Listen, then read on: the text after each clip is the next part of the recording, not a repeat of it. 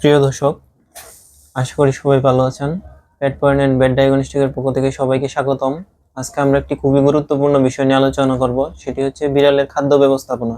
এ বিষয়ে কথা বলবেন doctor Asabur Rahman, chief consultant, pet point and bed diagnostic, বৈজ্ঞানিক কর্মকর্তা, বাংলাদেশ প্রাণী সম্পদ গবেষণা ইনস্টিটিউট। ধন্যবাদ শান্ত। আমাদের যারা পেট ওনার আছে তারা সবসময় একটা দ্বিধাদ্বন্দ্বের মধ্যে থাকে যে আমরা আসলে বিড়ালকে কিভাবে খাওয়াবো, কতটুকু খাওয়াবো, কখন কি খাওয়াবো। এই ব্যাপারগুলোতে আমরা আজকে ডিটেলস আলোচনা করব, যেন আমাদের যারা ওনার আছে তারা যেন উপকৃত হয়। সবাই বললে ক্যাট ফুড খাওয়ালে নাকি অনেক ক্ষতি হয়, আসলে এটা কি সত্যি? আসলে এটা আমাদের একটা ভ্রান্ত ধারণা। কারণ কি, ক্যাট ফুড হচ্ছে এমন একটা ফুড যে একটা বিড়ালের জন্য যে যে যে উপাদানগুলো দরকার, পুষ্টি উপাদানগুলো, সেগুলো ক্যালকুলেশন করে রেশন ফর্মুলেশন করা হয়, মানে ক্যাট ফুডটা তৈরি করা হয়। তো দেখা যাচ্ছে বিড়ালের জন্য কতটুকু প্রোটিন দরকার, কতটুকু ফ্যাট দরকার, কতটুকু কার্বোহাইড্রেট দরকার, কতটুকু রাফেজ দরকার, হ্যাঁ, কতটুকু ভিটামিন দরকার, কতটুকু মিনারেল দরকার, এগুলো সব একসাথে নিয়ে ফর্মুলেশন করে ক্যাট ফুডটা তৈরি করা হয়। বরং ক্যাট ফুড খাওয়ানো ক্ষতিকর না, উপকার। হ্যাঁ, তো এই জন্য আসলে আমাদের ওনারদের মধ্যে একটা এটা কি বলা হয়, একটা কুসংস্কার বলতে বলা যায়, বা রিউমার, যে বিড়ালের ক্যাট ফুড খাওয়ালে ক্ষতি হয়, ফ্যাটিক হয়ে যায়। এরা তাদের এই ধারণাটা ভুল। স্যার, আমরা দেখতে পাই যে অনেকে বাসায় মাছ মাংস এগুলো কিনে এনে খাওয়ায়, এগুলো খাওয়ানোর নিয়মটা কি?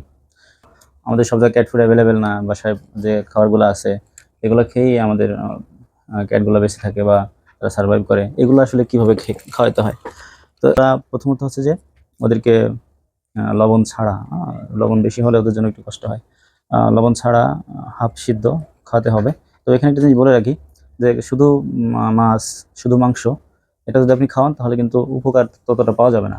তার কারণ হচ্ছে কি, তার কারণ হচ্ছে যে এই মাছের ভিতরে প্রোটিন থাকে 60%-এর উপরে। কিন্তু আমাদের যে ক্যাটগুলো আছে, বিড়ালগুলো আছে, তাদের কিন্তু কি কি দরকার হয় আমি একটু বলে দিই।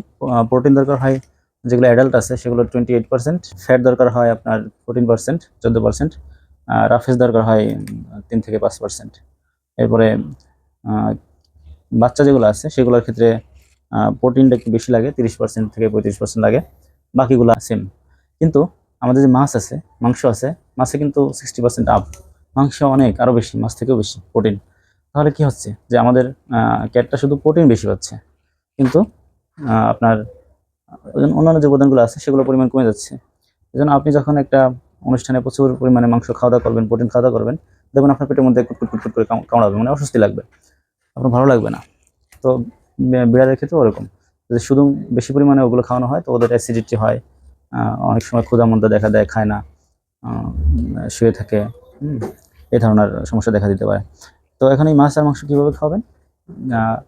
যে মাছ যখন খাওয়াবেন তখন হাফ বয়েল অথবা ফুল বয়েল অথবা ফ্রাই এগুলো খাওয়াতে পারেন। ওর সাথে কিছু সবজি দিবেন, কিছু ভাত দিবেন, তাহলে কি হবে, অন্যান্য ব্যালেন্স হয়ে যাবে আর কি, অন্যান্য উপাদানগুলো। সবজি হিসেবে মিষ্টি কুমড়া, পেঁপে, গাজর, এ ধরনের আরও যেগুলো খেতে অভ্যস্ত সেগুলো অ্যাড করতে পারেন। যদি দেখেন যে ওভাবে খাচ্ছে না, মাছ মাংসের সাথে খাইয়ে দিলে খাচ্ছে না, একটু ব্লেন্ড করে একসাথে মিক্স করে দিতে পারেন। ক্যাট ফুড খাওয়ানো কি তাহলে লাভজনক? আমার দৃষ্টিতে যদি আমি বলতে চাই তাহলে ক্যাট ফুড খাওয়ানো লাভজনক। কেন লাভজনক? কারণ মাছ এবং মাংসের প্রচুর দাম। আপনার দেখা যাচ্ছে একটা ক্যাট অনেক মাছ এবং মাংস র অবস্থায় দিলে খেয়ে ফেলে। হ্যাঁ, স্যার, আমরা ক্যাট ফুড যে আমরা খাওয়াবো সেটা কতটুকু পরিমাণে খাওয়াবো? প্রাণীগুলো আছে এদের ঘুম ভেঙে যায় সকাল ভোরে। এই সকাল ভোরে কিন্তু আপনি তাকে মাছ বা মাংস বা ভাত বা এই ধরনের খাবার দিতে পারেন না, কারণ আপনার রান্না থাকে না, রান্না করতে অনেক দেরি হয়। তো এই সময়টাতে তাদেরকে ক্যাট ফিড দিবেন, এই সময় যেন তারা অভুক্ত না থাকে। এরপর আপনি আপনার অ্যাজ ইউজুয়াল খাবার যখন হয় তখন তাকে আপনার খাবার দিলেন। পরবর্তীতে যখন বিকাল টাইমটা হয়, এই সময়টায় কিন্তু দেখা যাচ্ছে যে ওই আমাদের বাসার হোমমেড খাবারগুলো অ্যাভেলেবেল থাকে না, তখন আপনি তাকে একটু ক্যাট ফিড দিলেন। আবার রাত্রে আপনি যে মাছ মাংস বা যে অন্য ধরনের যে খাবারগুলো আছে সেগুলো দিলেন। স্যার, অনেকে দেখি যে কলিজা খাওয়ায় মুরগির যে কলিজা দোকানে পাওয়া যায় 1 কেজি ধরে বা হাফ কেজি ধরে কলিজা নিয়ে আসে, ওইগুলো খাওয়ানো কি স্বাস্থ্যকর? তো ওর বডির জন্য আসলে যে যে খাবারগুলো দরকার, হ্যাঁ, সেগুলো হচ্ছে যে যদি তার বডি ওয়েট আপনার 1 কেজি, 1 থেকে 2 কেজি হয়, তাহলে প্রতিদিন তার 15 থেকে 30 গ্রাম ক্যাট ফিড লাগে।